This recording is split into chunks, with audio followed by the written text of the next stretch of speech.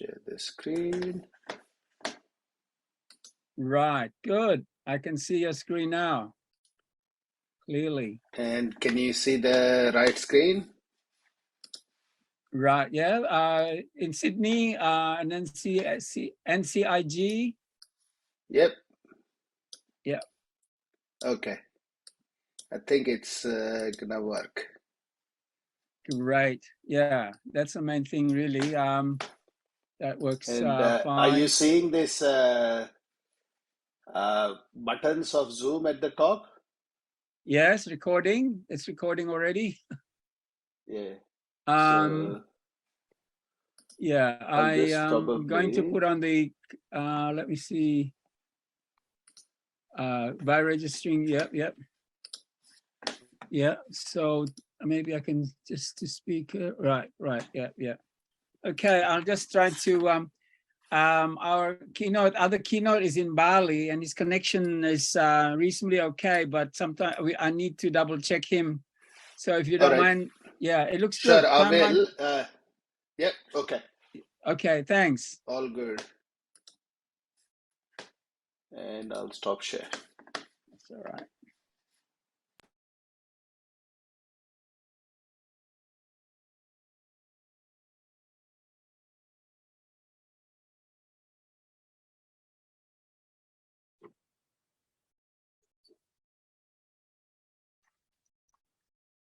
Loud and clear. Yeah, fantastic. Should be fine then. I'll stop sharing now. Sure, thank you. Yeah, well, thank you so much for coming on board, because I wasn't sure whether you're in the country or not. Yeah, no, it's a pleasure. Thank you for inviting. My pleasure. Yeah. So we still have Professor Cordia too. She was there before on board. So yeah, the idea is that we have kind of like a little break after the second speaker, because yeah, maybe it would be easier for the first two speakers. They may not be able to be with us for too long. Hello, Cordia, Professor Chu. Good to see you on board. Yeah. Professor Tjandra is here. Yeah. And I think everyone is here. Getting more people. Good to see you. Yeah, yes, we have from Brisbane, 2 from Brisbane, 1 from Perth, Melbourne represented, Canberra, Bali, and elsewhere, maybe also all the way from Irina. Hi, Irina. She's still on. Hello from Lithuania. Sorry, I don't have my camera today. That's all right. Apologies. That's all right. That's I'll good. have to leave a little bit earlier, but looking forward to the session. Thanks a lot. Thank you. Thank you for joining us. Yes. Yeah, I was very impressed with the open sharing data working group discussions. That was very good. I couldn't attend all of it, but I think it was very, it's moving forward. I can see that things are starting to be taken up by agencies, and the UN document is also very impressive. Thanks a lot, and thanks a lot for all your input. My pleasure. Yeah. So, Professor Tjandra, are you there? Yes, I'm here. Excellent. Whenever you're ready, we can, I can start for a little while, but then, yeah, good that you're there. So, yeah, I think we may as well commence this session of APAN 54. So, good morning, good afternoon, good evening, everyone. Welcome to the Pandemic Preparedness, Prevention and Response session.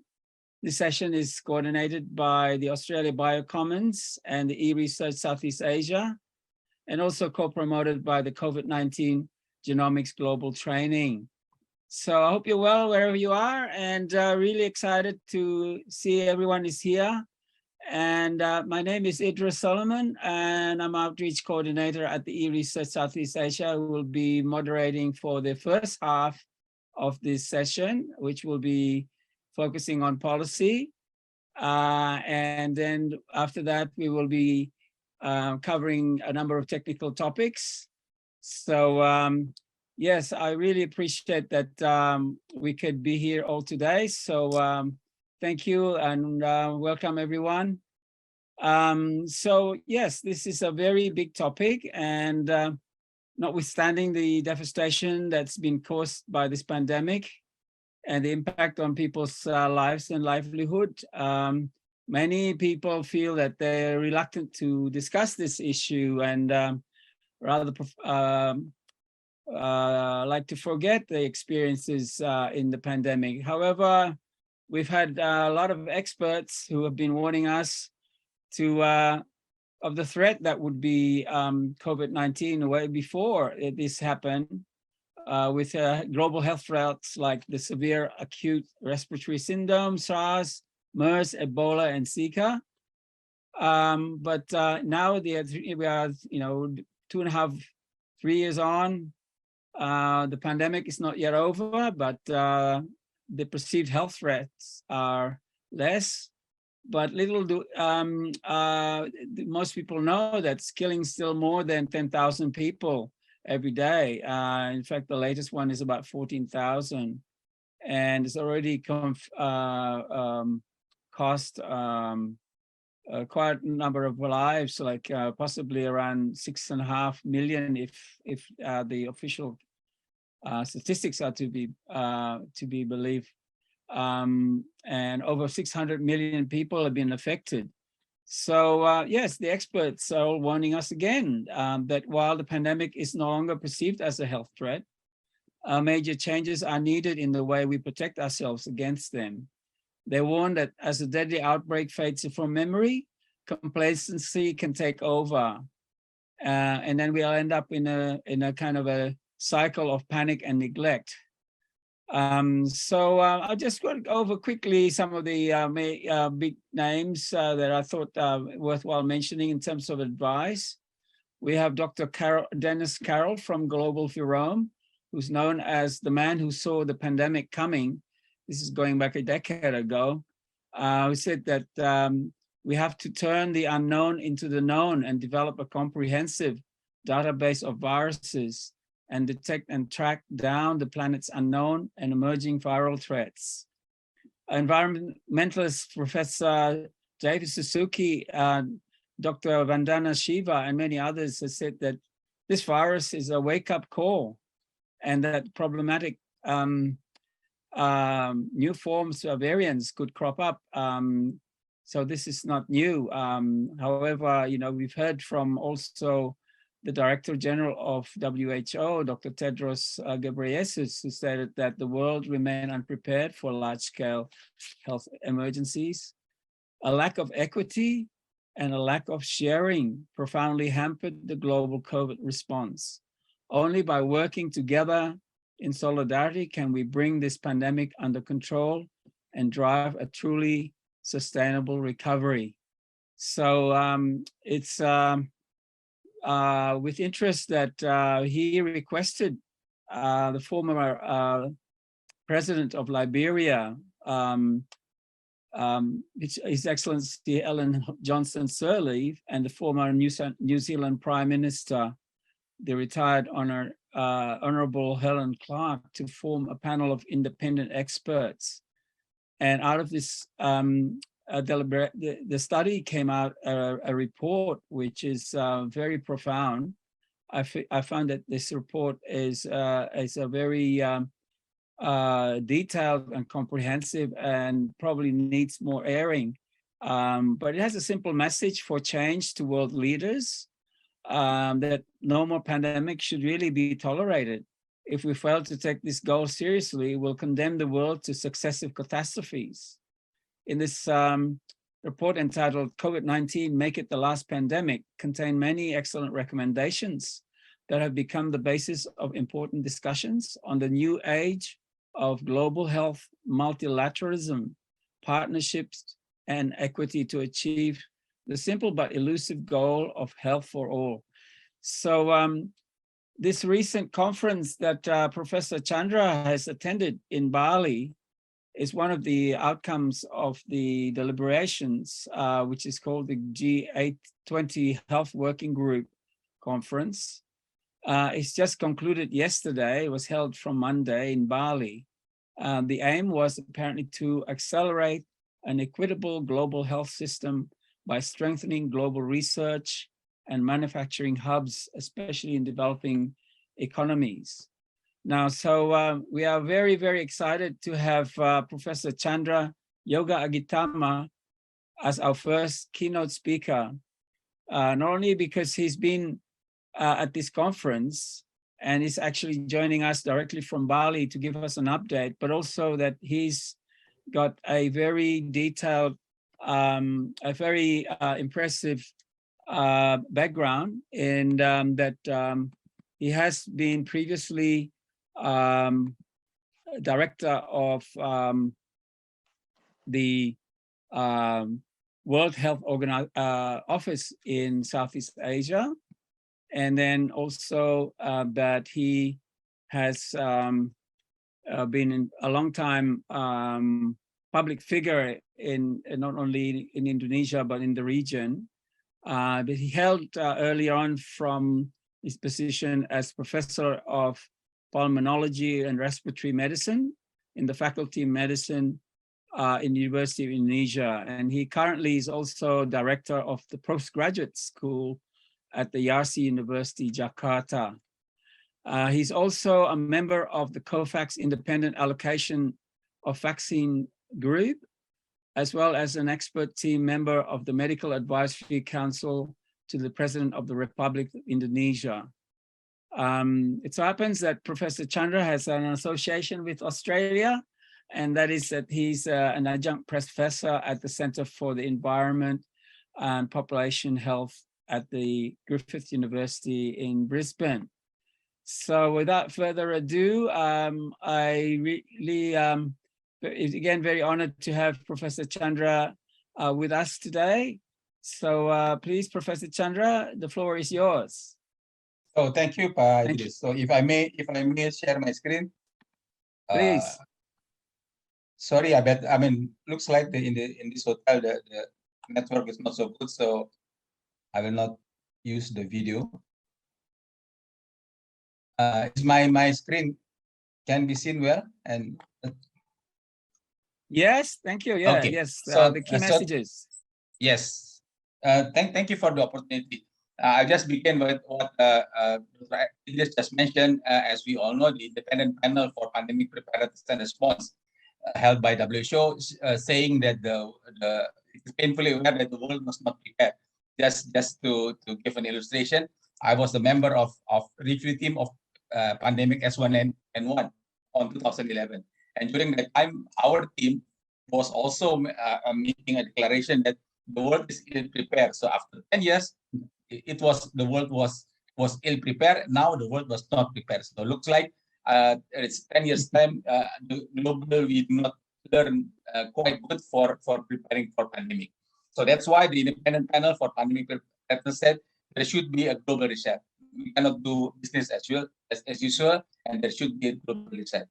In this regard, because it's already mentioned that Indonesia is now the presidency of G20, the Indonesian president also mentioned that during the G20 meeting, it should be progress. I mean, making a effort for building global health architecture. That's what I will discuss in the coming 10 minutes or so. So regarding the Independent Panel for Pandemic Preparedness and Response, they are talking about global reset, and these are the 7 programs that they propose for a global reset, beginning from elephant leadership, independence and finance, authority and financing of the WHO, the preparedness. I mean,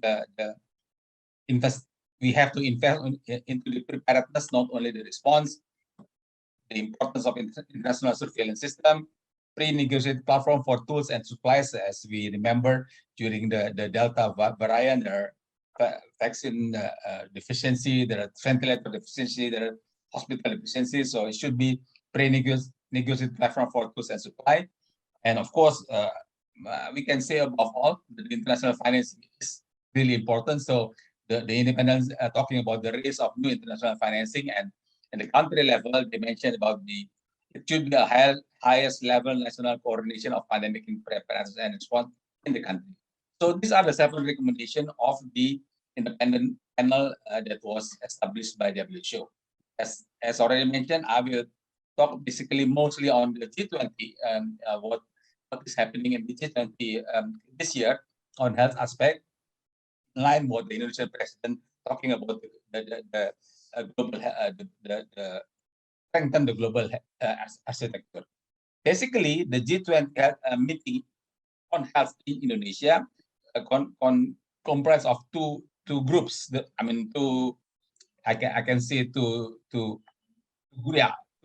The first one is the G20 health working groups. So there are 3 G20 health working groups, as well as there are 3 G20 health side events.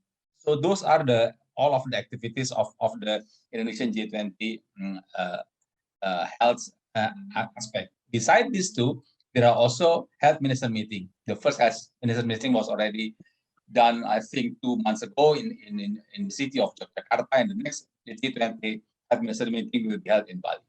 Okay, so there are 3 health working groups and there are 3 side events. These are the health working group. The first health working group, the issue is to build a global health system resilience. This was happened, I think, in Bali quite sometimes. And the second one is about harmonizing global. This one, harmonizing global health protocol standard, was held in Bali. The second one, building global health system resilience, was held in Lombok Island. In Lombok Island.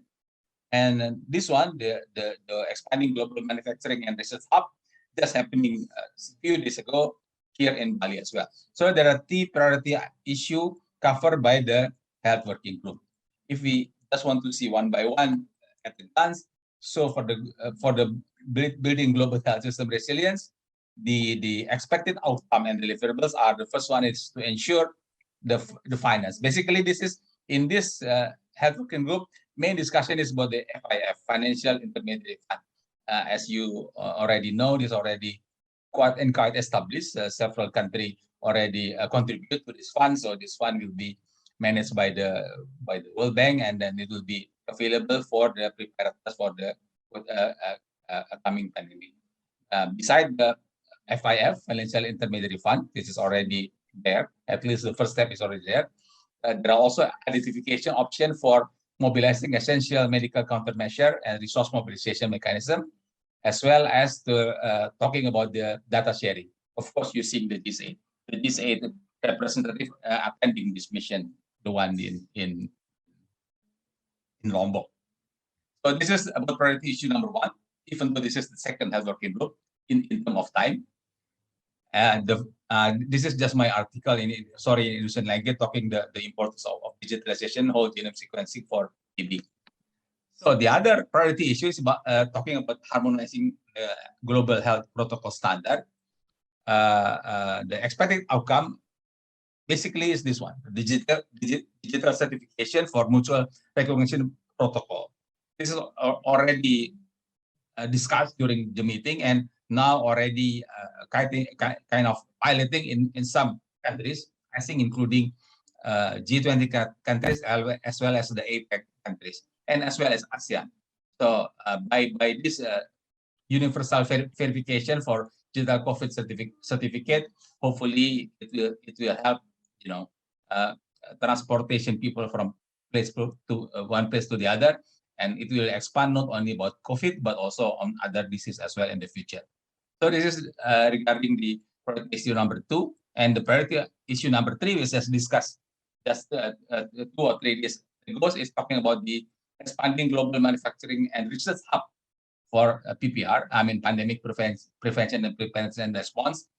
The discussion was about sustainable development on a production hub, and also fostering collaboration research hub for scientists and researchers among G20 member countries. But there was also discussion 2 days ago regarding LMIC. So they have a chair summary already there, and the chair summary was already read and distributed to G20 member countries for further discussion. So those are the 3 health working group meeting. And as I said, in each of the health working group meeting, the day after the meeting, there was a side event meeting. So the side event after the first health working group was talking about TB. That was 29 to 30 March in Yogyakarta. Sorry, my mistake. It was not in Bali. It was in Yogyakarta. The second one is One Health, talking about One Health. It was in Lombok. And the third one, just yesterday, about AMR here in Bali. So 3 side events in Yogyakarta, in line with the first health working group meeting, in Lombok, in line with the second health working group meeting, and in Bali, in line with the third health working group meeting. As I mentioned earlier, there was already also the first health minister meeting, which discussed all of this one, will be followed by the second health minister meeting in Bali. So if you go just one by one, we have 5 more minutes. Regarding the TB, it's already happened on March. The main issue is increasing funding for TB as well as accelerate TB R&D. I make a presentation also this one regarding the financing with the president of the union and some experts from India. So this is about TB. This is just my newspaper article. Again, sorry, this is in Bahasa. So in Bahasa, we do not use C as well. We use K as well as C. So it is tuberculosis as well, but in G20, you can see it. So after the TB side event, on the side event of the second health working group, the side event was on the One Health.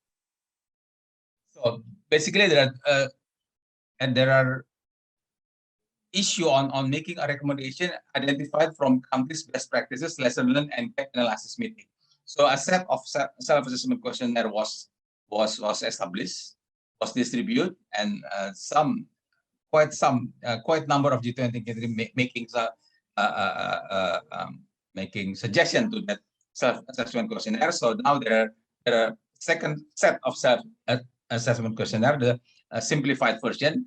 So I think almost all, maybe about 16, 17 of G20 member countries already replied to the self-assessment questionnaire, and the data is and will be evaluated by WHO. And after that, the result will be given to the quadripartite. As you know, quadripartite was established quite a couple months ago. Consists of WHO, FAO, OIE, and then the World. OIE now changed their name to World Organization of Animal Health, and the last one is the United Nations United Nations Environmental Program. So that is the SAQ, self-assessment questionnaire, and there's also a 7-point of policy brief how to implement One Health in the G20 countries as well as in the global world. That is the One Health certificate. And the AMR, so this is just another my article in Bahasa, sorry. This is about One Health. This is talking about climate change. And the one that we had yesterday was about AMR here in Bali. The most of the discussion is about the AMR surveillance system, but everybody agrees, no, this should be related with the One Health surveillance system as well. And then again, awareness. If you remember the global action plan, the first point of global action plan is increased awareness. So I think we still need to make everybody really understand or really know the quote unquote danger of the silent epidemic of AMR. That was the meeting yesterday. Again, this is my article in the Indonesian newspaper about AMR. So this is another article how Indonesia could play their role in the global health architecture, so as I said, there will be a health minister meeting in Bali. I think in line with the presidential, the head of the country G20 meeting. So basically, the G20 health is triggered by the pandemic COVID-19, and we do hope that the result of G20 health meeting can also very beneficial for us to quote unquote prepare for the coming pandemic. So thank you, Pak Idris. So terima kasih is Indonesian way of thank you. And these are my books, but sorry, this is all in Bahasa, not in English. Thank you. Thank you so much, Professor Tjandra. That was very interesting overview, and very much we can see how productive you are in your output. There's so much, so prodigious. So thank you again, and we will reserve the questions after the presentation of Professor Cordia Chu. So thank you again, and also at the end or at some point, this is to all the presenters. Perhaps the presentations can also be collected at some point. You could send us the presentation. So anyway, yeah, well, let's now move to our second speaker. We're very much honored to have Professor Cordia Chu for the first time as a speaker at the APAN 54. She'll be discussing the topic, what can we learn from COVID-19 to prepare us for future pandemics? So a little bit of backgrounder for Professor Chu. She joined the Griffith University in 1987 as a teaching fellow with a PhD in medical sociology and medical anthropology, and is currently the director of the Center for Environment and Population Health. Professor Chu's contribution to local, national, international communities have been far-reaching. She has been developing public health leadership capacity building programs for country partners in the Asia and Pacific region, as well as building positive collaborations with overseas organizations to work with international communities in areas such as population health, environmental sustainability, and environmental management. In particular, Professor Chu has been instrumental in establishing a number of major strategic partnerships across China, Hong Kong, Indonesia, Vietnam, and Taiwan. The outcomes of these programs and collaborations have played a significant role in addressing some of the most pressing health issues facing the world today. In recognition of her achievement, in 2013, Professor Chu was awarded the Member of the Order of Australia, or AM. Now, for those who are not from Australia, this is equivalent to the old English system, Madam or Sir. So this is for her significant service to the reproductive health and public health programs. So yes, we are very honored to have Professor Chu on board. So without further ado, please, the floor is yours, Professor Chu. Thank you. Good. Thank you very much for such a lengthy introduction. Let me start sharing my screen. And that, so let me see. Are you able to? Not yet? Yes, please. Yeah. This one? No. Go back. Go back. So we can slide. Display? Yes. And first, click. Okay, so sorry. So can you see my screen? Yes, we can. Thank you. Yeah. Okay, good. All right. Right. Great. Thank you for inviting me. It's such an honor to share with you my work and my passion. And you will see why this is my passion, because some of the area is what I'm really concerned about. And yes, your topic, let me think about what can we learn from COVID-19 to prepare us for future pandemic. And basically, when we talk about pandemic, people worry about the impact. Yes, I know that when we talk about pandemic, it means a preference to global reach. And the pandemic with far-reaching health, economic, environmental, and social consequences. And even with the mild pandemic, it will cost the global economy $330 billion in lost economic output. That's in 2009. And that in history, epidemics have increased over time. And indeed, global health security risks are increasing. And this caused some concern. So Times Magazine had gathered a group of 73 experts to discuss, are we ready for the next pandemic? And then the result was that the world remained unprepared for pandemic, just like what WHO was saying. And so Time issued a warning saying, we are not ready for the next pandemic. And indeed, the current COVID-19 situation demonstrates just how unprepared the world is for the pandemic. Now, these are the notable pandemic and epidemics in history. Some not necessarily big number, but could be quite serious. But what we are experiencing now, we're not done with yet. COVID-19, and then we are still experiencing that. So today, my presentation, my analysis are based on the first wave of the COVID. And so we want to know what would the first wave of COVID respond, prepare us for the future pandemic. And quickly I will be giving a short overview about the good, the bad, and the shocking reality. And then talk about what lessons can we learn from COVID-19 response around the world, what worked and what doesn't work. And then I will mention some of the key points. And in that, we talk about the good, the bad, and the shocking reality. The good's about the knowledge sharing, real-time data. And this is really more and more we're able to access by the minute, by the second. Of course, the bad, we're talking about epidemic, the politics, the confusion, the racism, the inequality, and making the world a more dangerous place to live. And then the shocking reality, of course, the sick, the death, the global panic, and the socioeconomic cause. So if you're looking at this, is what we talk about the real-time data. And it is really easy for us to access this kind of data. This is from Johns Hopkins.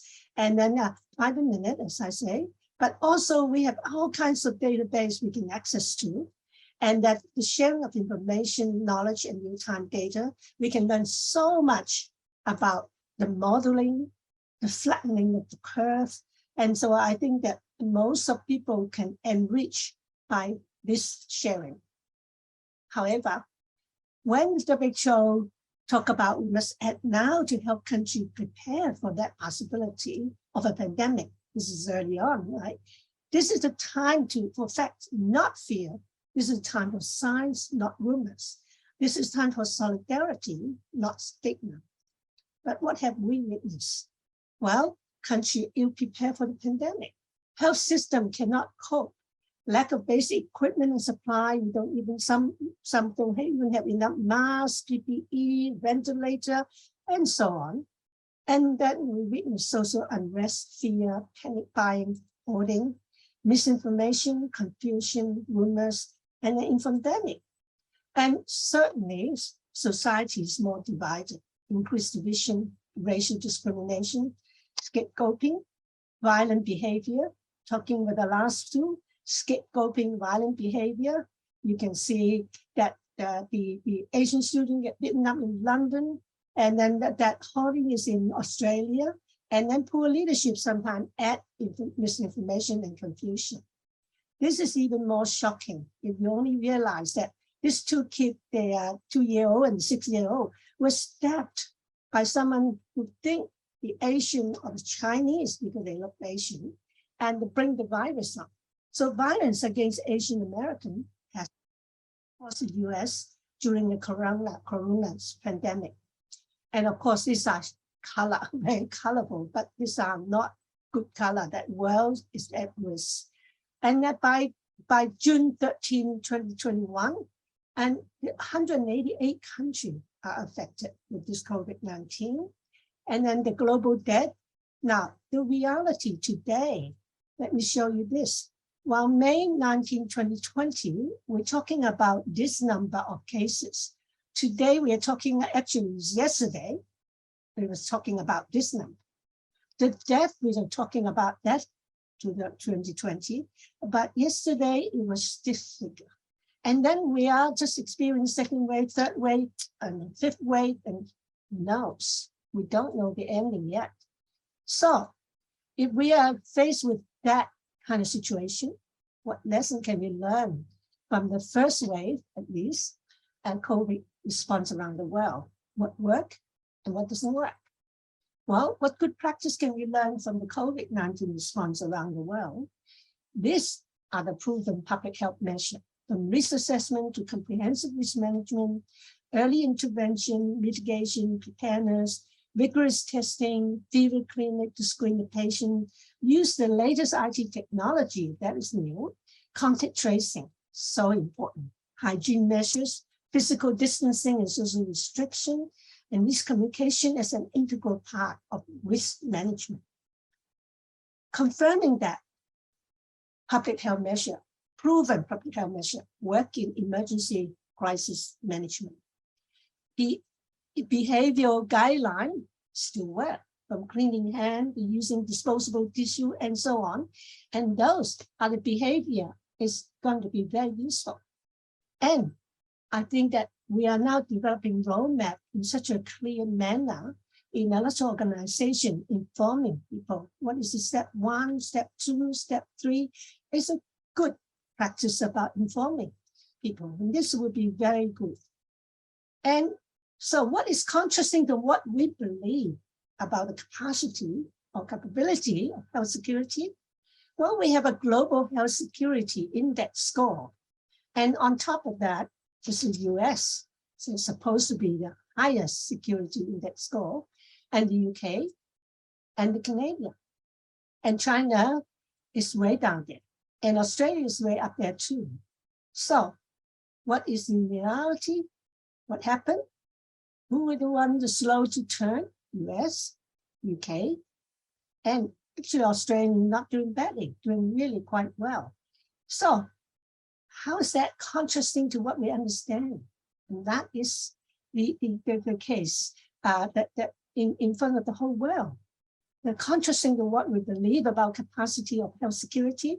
If we are looking at death and cases and the spread and then this kind of thing, and the US total confirmed, and this is back in 2021, and this is the figure, and UK also pretty high. Well, you can see that Canadian sort of follow through, but both China and New Zealand, they seem to be doing much better. And Australian too is not too bad, but you can notice the variation between the state, and that the Queensland over 2 years, 7 deaths, and the other state a bit different. So that had something to get me thinking. How important is emergency management? Why are these so varied? Now, emergency management can be defined as a process of developing and implementing policy concerned with the 4 stages of emergency management process: mitigation, preparedness, response, and recovery. Each stage are equally, they are important. Now, with those phases, we have the WHO guideline package for pandemic influenza preparedness and response.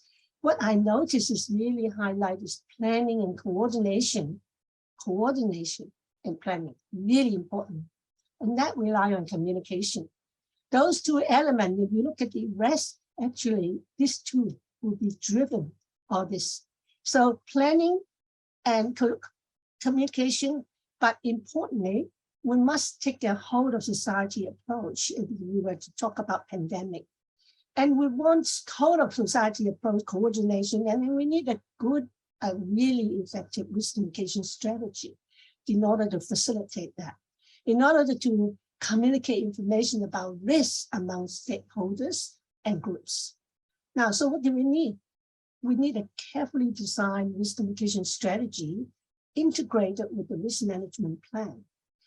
And risk communication is designed effectively to help stakeholders to define risk, identify hazards, access vulnerability, and promote community resilience, and thereby promoting the capacity to cope with an unfolding public health emergency, not when the crisis comes, not after the fact, it's every stages of the way. So the relationship with risk assessment and risk management And the leader already understand it is a major way of crisis management that established rational communication channel for the government department, professional organization, public, and media. So if you look at this chart, risk communications is all a way to try to smooth from identifying hazard, assess risk, develop policy, implementing, evaluating, and that's really, it is very, very continuous, have to be really ahead of the policy change. The guideline and principle about risk communication. And there's a study highlighting those are the common key principles that we now know that work, develop trust, transparent, making announcements early, listening well, planning well, be honest, frank, and open, and your mannerism to carry that so people can trust you. Be empathetic and caring, accept and involve the public as a partner. Now, there are lots of studies, and there are one interesting comparative study comparing SARS in China and H7N9. And SARS in China, and at the time, the first case of SARS were actually quite create lots of scare. And the cases, you can see that creating a lot of social hoarding behavior, panic buying, and so on. And China's poor level of communication during the response to the emergency probably led to many avoidable cases of SARS and damaged China's economy and reputation in 2003. And that is a hard lesson learned. So by H7N9, the fatality is much higher at 39%. However, no panic. And that the cases confirmed that, well, there are 45 fatal cases containing pretty much within China. And that WHO commented, we are very satisfied and pleased with the level of information shared. And we believe we have been kept fully updated on the situation. And that is a very, very different role that risk communication plays in the response. So the result, while SARS fully exposed the lack of experience in public risk communication, poor internal communication, and external information blockage seriously affect the credibility of the government internally and externally. In contrast, by the time of the H7N9 outbreak, the Chinese government's risk communication strategy had improved significantly by increasing its public trust, by providing open, transparent, and timely dissemination of information, planning, engagement with the public, and collaboration between the sectors. Now, we have seen a lot more guidelines about risk communication in public health emergency. There is no shortage of it. You can see so many agencies already do it. And then we see a lot of guidelines available.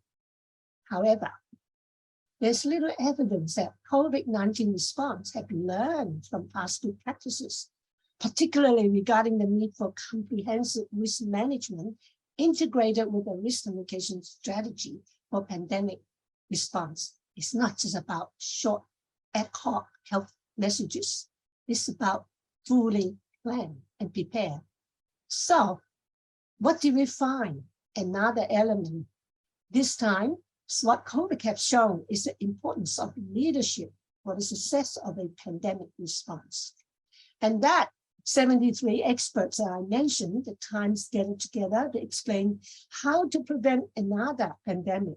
Maybe there doesn't need to be a next time. Well, I hope so. But the expert did agree, leadership and communication are really the key for successful response. A good leader needs to not only strategic, decisive, calm, goal-oriented, critical thinker, clear communicator, ability to prioritize what a tall order. And that's needed to be trained. Let's see in COVID, we have the good leadership and we have the bad leadership. What did they do? The bad one, they're waiting for additional information, indecisive, downplaying the threat and withholding the bad news, doubling down to explain the action or feeling, and staying stubborn the course. But I don't need to say about the other side, I will mention it later. The leader also needs to understand and apply key principles of risk communication, build trust, be transparent, making announcement early, listening well, planning well with the support from an expert advisory group, be honest, frank, and open, be empathetic and caring, accept and involve the public as a partner. So building trust, we all know this is important, but also that relate to ethical leadership. And Jacinda Ardern from New Zealand has been shown as one of such leaders. And they're leading during the pandemic, building and sustaining trust in time of uncertainty. So alongside with her, this is another good leader. You can see that that kind of leader also less death, less transmission during that time. So what about the bad one? Well, there's a very important book by Andrew Slavik called Preventable: How Leadership Failures, Politics, and Selfishness Doom US COVID Response. And we know that what the leadership at that new book would really point out who that was, and how partnership and misinformation are shaping the pandemic in the US in the early days. Under Trump, we lost thousands of lives due to his lack of leadership, lies, and conspiracy about COVID-19. That's in the book. And if we start a map of misinformation, what happened is that nearly 3 times as much as the one who vote for Donald Trump, that the state that vote for them are 3 times as likely to die from COVID. And political polarization, misinformation are driving a significant share of the death in the pandemic. And let's just look at another map. We're looking at a map of trust in the US case.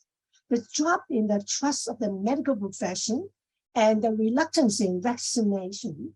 And then we can see the result of the different color, but they also affect trust and then also death and dying. Well, we have other not so good examples as well. Well, basically, UK, India in the first wave, lockdown, history's largest human exodus, millions upon millions of migrant workers forced to walk or cycle from metropolitan area to their village home. Thousands died along the way. And the devotees at that festival at the height of the pandemic, well, you can see that that is another super spreader. And yet this is the scene that we saw. We even see 2 people in the emergency room sharing a bed. So India's excess death during COVID could be 10 times or could be more anyway. And another one, finally. So we talk about the Brazilian president. It was talking about, well, the Brazilian must not be ceasing about coronavirus. And these 3, what have they in common? Well, number 1, these leaders have repeatedly dismissed and downplayed the coronavirus. They have ridiculed public health guidelines, such as mask wearing and vaccination and so on, trafficked in false statement about the pandemic. And that is a formula for failure. So my concluding remark is the most potent lesson of COVID is that all the medicine, vaccine, technology, and strategies in the world cannot end a pandemic unless there is the political leadership will to do so. And so the challenge ahead for us, they're emerging infectious diseases. Most of them are zoonotic natures, and that we're now witnessing from anthrax to Zika, Ebola, SARS, MERS, and so on, pandemic threats are increasing. And that, the map that I think many of you may be quite familiar, you can see the nature of human, environment, and animal. And that, in fact, the World Economic Forum look at long-term risk outlook is infectious disease. And that pandemic, it is the urgent WHO in 2020, the urgent health challenge for the next decade, and of which is expanding access to medical medicine, stopping infectious diseases. So if that's the future awaiting us, what is our future? What are our future directions? So that I would be agreeing with Tjandra as well. One World, One Health, the way to prepare for future pandemic. And then for infectious disease outbreak that require preparedness and emergency response. You know that? We know that we need risk management integrated with risk communication. We know that climate change adaptation, we need to be better prepared for the future. But we need desperately international surveillance and partnership. And we know that in health partnership, even in one country, we need to now have over 100 health partners in that as we painted that. And that is a challenge. So the need for expansion of global health security partnership is important. And that comes to the final point about One Health. And that's what One Health is about. One Health is the collaborative effort of multiple health science professions together with their related disciplinary institutions, working locally, nationally, and globally to attain optimal health of people, domestic animal, wildlife, plants, and our environment. So we are under one umbrella, a whole of society approach. And with that, we will say that, and then the last thing common is leadership and risk communication are key to facilitate a One Health approach to prepare for future pandemic and safeguard global health security. So thank you for listening.